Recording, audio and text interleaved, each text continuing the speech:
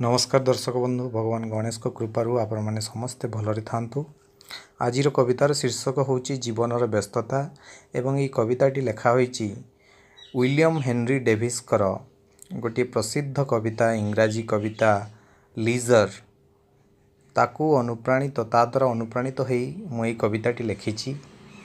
कविताटी शुणिले आपण मैंने जानीपर कविताटी एमिति जीवन जंजाल भितर मनीष खोजुछि निजकु निजे जेते खोजिले भी निजकु पाएना दुख साथे नीति विजे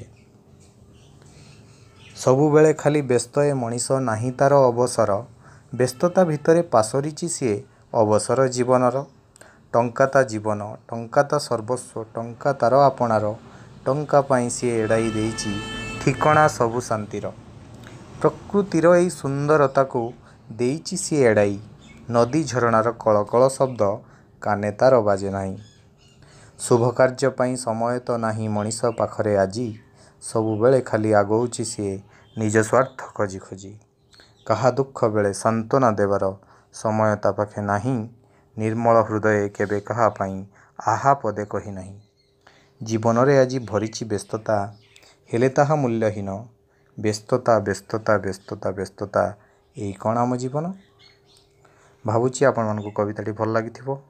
जदि ये कविताटी भल लागिछि निश्चित भाव में आम चैनल को सब्सक्राइब करंतु। आपण मानकर स्नेह श्रद्धा आमर एकांत काम्य एतिकिरे रहिली। नमस्कार।